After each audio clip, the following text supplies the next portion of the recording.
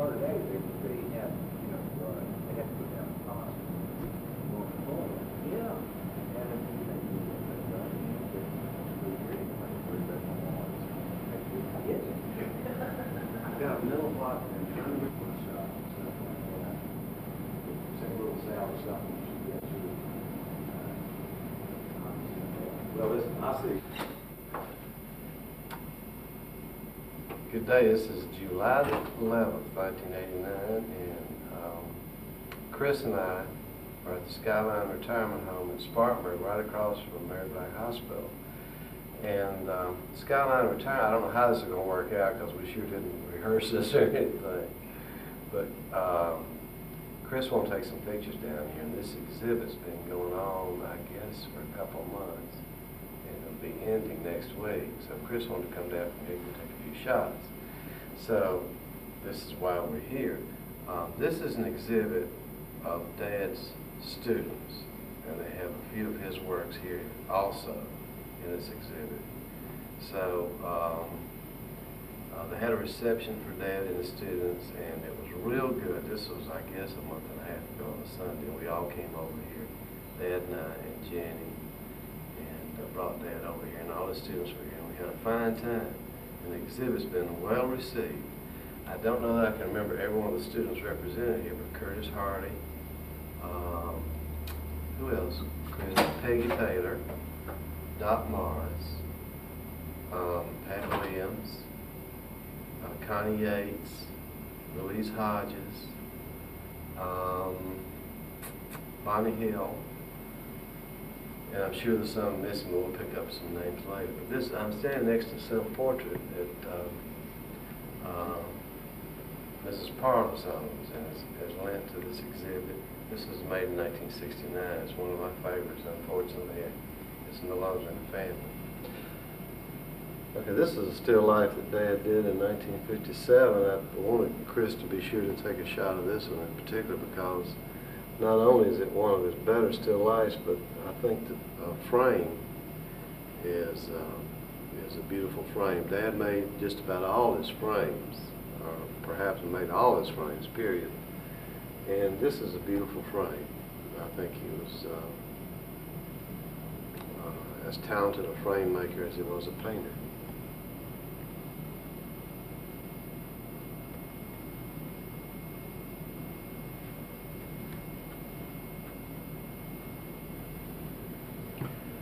I should know the name of this lady, but I just can't recall it right now. But this is a portrait Dad did in 1974 when he was age 77.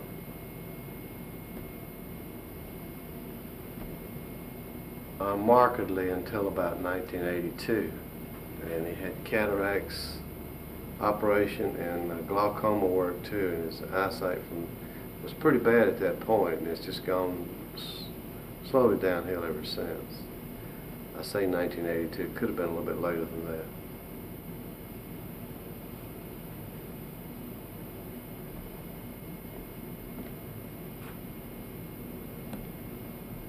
These are both wood blocks. They were made from sketches that Dad did in Vermont in the late 40s, and I would say these prints probably made either in the late 40s or early 50s. He did this when he was on a Carnegie Fellowship, and he did them at his location in Vermont. This is Dying Sugar Bush, which is on the farm in Bethel, Vermont. The farm was Dad bought in 1943 and sold in 1956, and the farm is still there. It's a place that I visited in 1985, and it's still worthwhile seeing. It is titled Summer in the Mountains, and that's the farmhouse in Vermont, and that's the figure at the right is Dad with his scythe. He's the only one in our family could use one of those father time devices. On the left you see a couple of figures sunbathing. That house was built in 1842. Rather, 1852. I think this house was built by a fellow named Chamberlain, and this is same farmhouse built in 1852. After Dad sold it in 1956, he sold it to a man who had intended to give it to his son, but his son was killed in Vietnam. And when I visited the place in 1956, it was almost like a time warp, because we found a painting by Dad in the house. The mural that Dad and I and Howard painted is still on the wall in the house now. Newspapers were there from that date. Benches that Dad built, even pencils that he used were in the house. So it's quite a place. This is still life by Daddy, taking, I guess, those tiger lilies from in back of the studio out at on the Packlet River. I guess you'd say Lake Blaylock now. It's a beautiful frame also.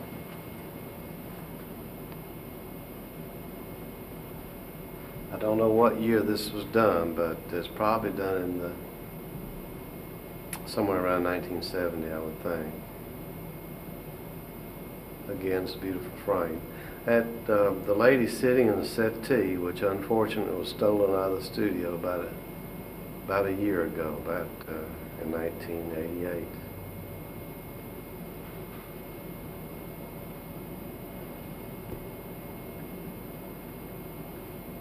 This is a portrait of a young boy. I don't know the name of the boy. I think this was done in the 60s. Dad did this painting, and he also did a painting of a young black boy, which the styles are similar in. He just did them with quick, short sittings, and I think it's one of the best pieces of work that he's ever done. Also, the frame. If you look at the frame, you'll see this is still another style of frame that Dad did, and it's a beautiful frame.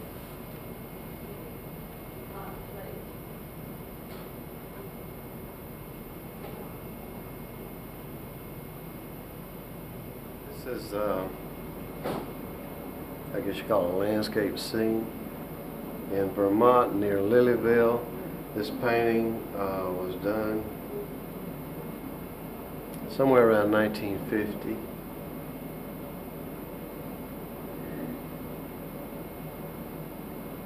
Lilyville, Vermont, that is.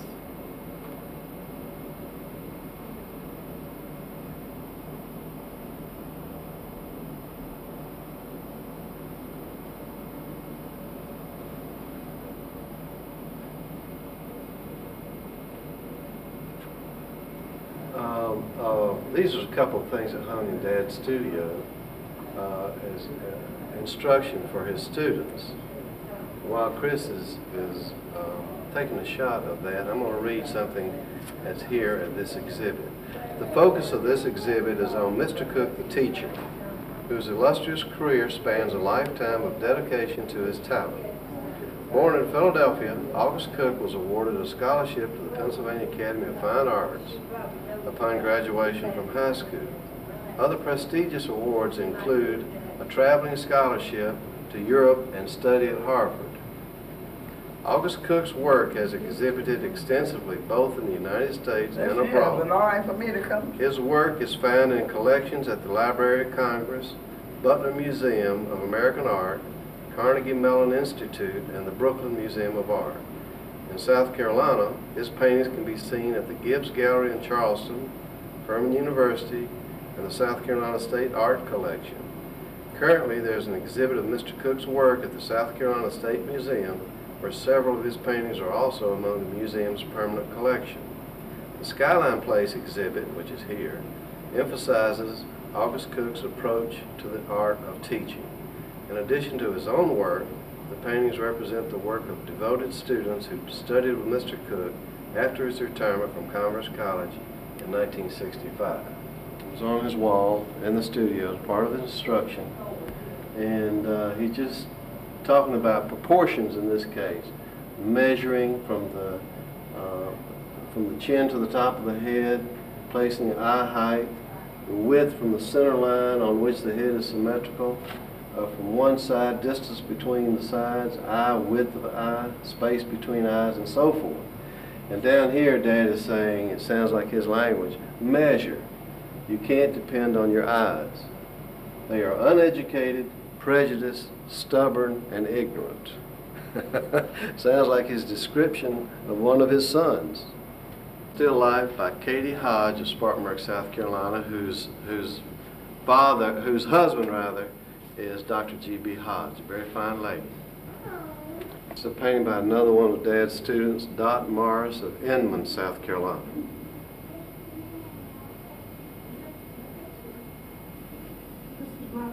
This is a landscape by Connie Yates.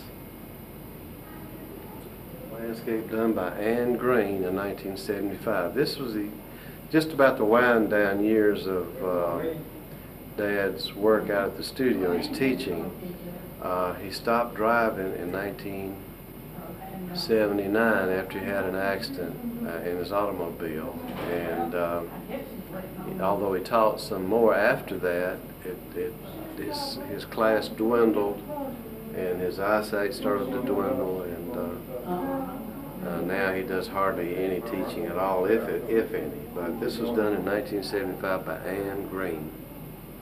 This wood scene was painted by Peggy Taylor, one fine lady.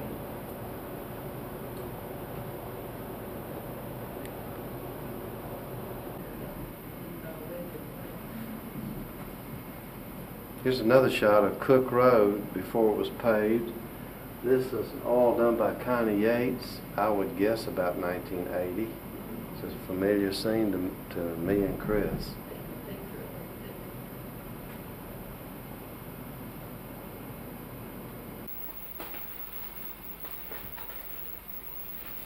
Now, where do you call?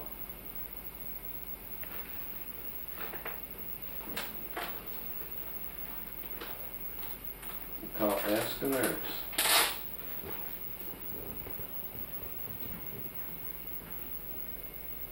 There isn't a number though. This will tap. Yeah, this is a number right here. You want me to attach it to the refrigerator or somewhere? What? This. What is this? What is that? Ask a Nurse, and that's the phone number right there. Sure. No use to put that there. You want to remember the number? Well, It's an easy number to remember. what is It has 4 9s in it. 591 591 7999. 591 7999. 591 7999. Does it say where the address is? I called Eleanor White and got permission to take the pictures. That's fine. She's very nice to work with, isn't she? She sure is. How about if I call the museum and we think about going down to the State Museum in Columbia to see your exhibit down there, maybe a week from Saturday? Week from Saturday. That would be the 22nd of July.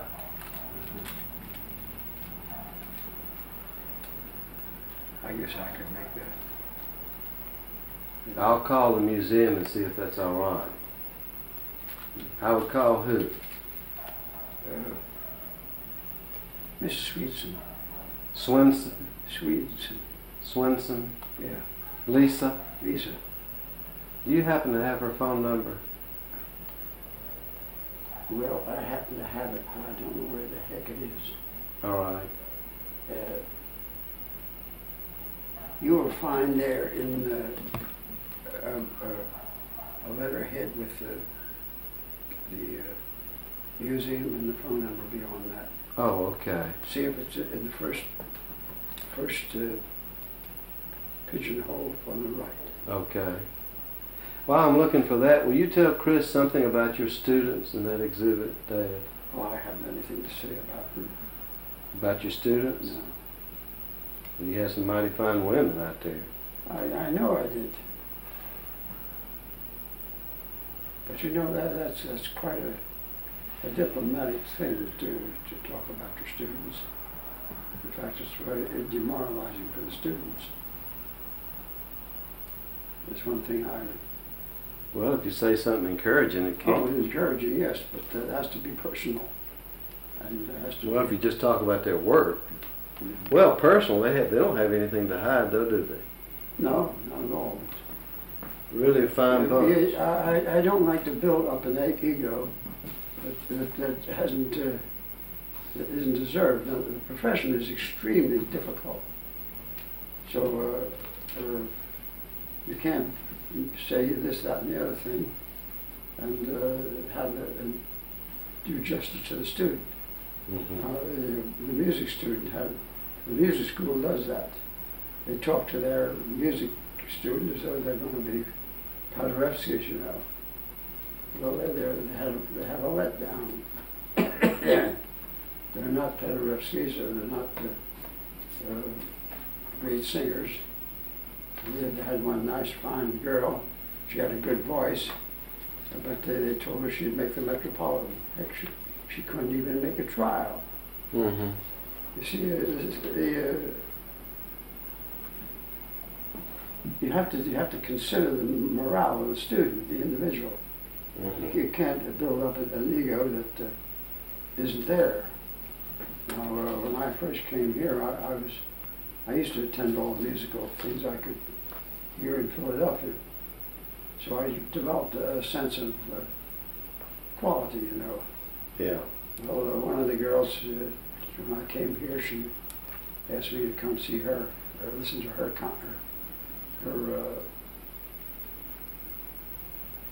program, graduating program, and I went. And then she asked me what I thought of it, and I told her about exactly what I thought of it. And she was extremely let down by what I said. See, I told her she was a good student, but her work was all academic and it wasn't creative. See, and but they don't think in those terms. They think in terms of making the student feel as though they're getting an awful lot. You have to treat students with great sympathy. You can't say, oh, you're going to be a great painter. You're a great painter when you paint a great work, see? Mm-hmm. That's the only thing that makes it. You can't fool yourself, you can't fool anybody else. Because look at all the paintings we've made in this country, only 2 artists are considered great. I mean, who made a great contribution.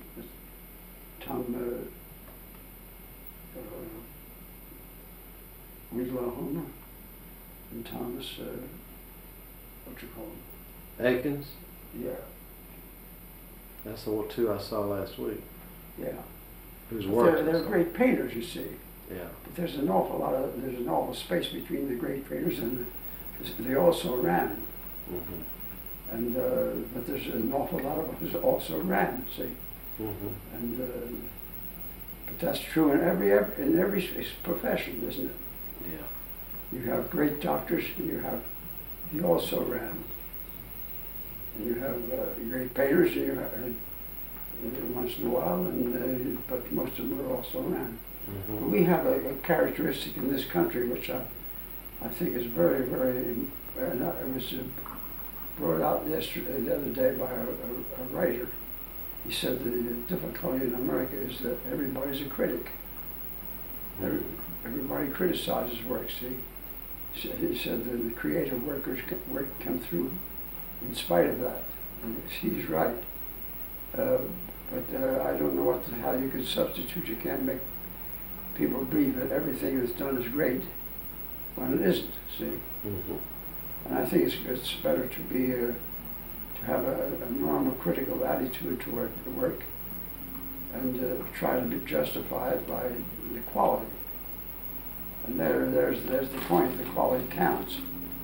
But people, if you tell a student that they're not doing very well, they're allowed to go and bawl and consider you a pretty bad teacher, see? Mm-hmm. The truth of it is, the teacher's telling you the truth, and you don't want to hear it. Mm-hmm. There's a lot of self-deception, and you have to be careful of that, because you can't kill it, and you can't overemphasize it. Can't flatter. That's right. Because you make a reputation, nice guy. Oh yeah, he says nice things about your work, but does he tell you the truth? See, Mm-hmm. that's the point. If you're told the truth, why then you can really get some idea of yourself. And that's now my school, I think, is the greatest school in the country, and I think the school that Bill's going into is one of the great too.